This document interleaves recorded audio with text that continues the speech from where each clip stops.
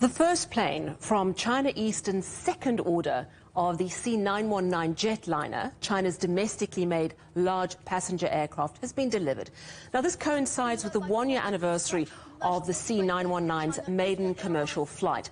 China Eastern ordered an additional 100 aircraft last year after an initial order of 5 planes. Now, in the first year of commercial operations, those 5 C919 passenger jets have made more than 2,100 flights across 3 routes and accumulated over 6,000 flying hours. The aircraft have transported more than 270,000 passengers. And in a few days, it will fly its first commercial flight from outside the Chinese mainland when it travels from Hong Kong to Shanghai.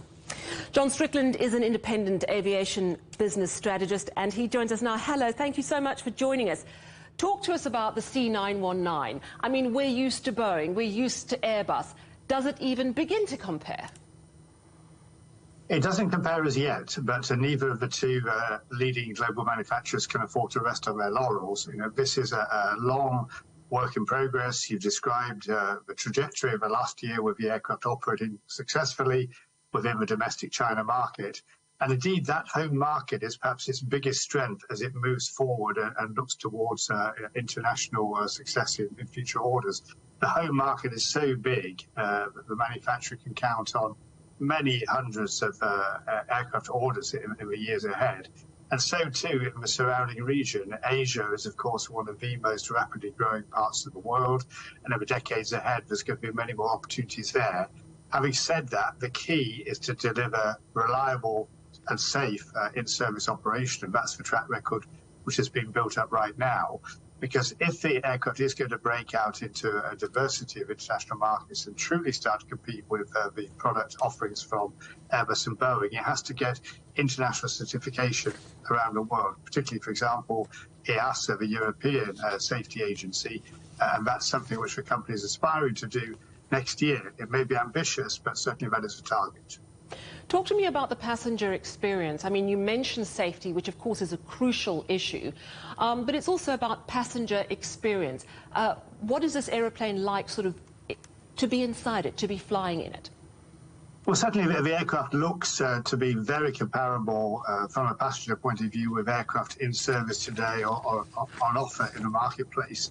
It's in the size bracket of about 150 to 190 seats. That's comparable with some of the smaller versions of the Airbus A320 or indeed Boeing 737.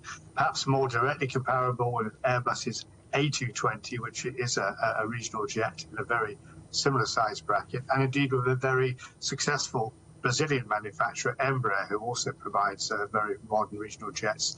In terms of seating, stowage bins, noise experience, the aircraft looks really comparable, and the dynamics from a point of view of an airline's wishes in terms of capacity and range also tick all the boxes, I would say. Talk to me about the time frames here. You mentioned there's quite a process, and eventually, maybe one day, they might be able to challenge the Airbus and the Boeings. How long might that process take before we see China perhaps exporting its own aeroplanes? Well, certainly the Asian market is one where I think that it will likely yield results sooner than other parts of the world. Boeing and Airbus are so well established around the world. Airlines are used to their products. They have all the infrastructure, be it pilot training, engineering and spare support. And as I mentioned, the key thing is for an aircraft to not only be safe, but reliable in service. And if we look at some of the current challenges that Boeing is facing, where they did indeed have two fatal crashes, and the spotlight is on them to come back to a demonstration of delivering quality, safe aircraft, that indicates no one, no matter whether you're top of the heap, can assume that there will always be that confidence in the airline community and indeed the travelling public. So there has to be a build-up of safe operation. Getting the certification is one thing, but once an aircraft enters service, snags do happen from day to day. Aircraft break down, spare parts are needed, and what Airbus and Boeing both offer is a massive worldwide network of spares and engineering support. Airlines can be confident that if an aircraft is forced to be grounded, it can be ungrounded pretty quickly. Spares can be obtained rapidly, even though there have been supply chain problems coming out of COVID. That is something I think will take COMAC quite some time to build up, running into, certainly well into the next decade before we really see a meaningful challenge to the two current incumbents. Absolutely fascinating. Thank you so much for your views, John Strickland there. He's an independent aviation expert.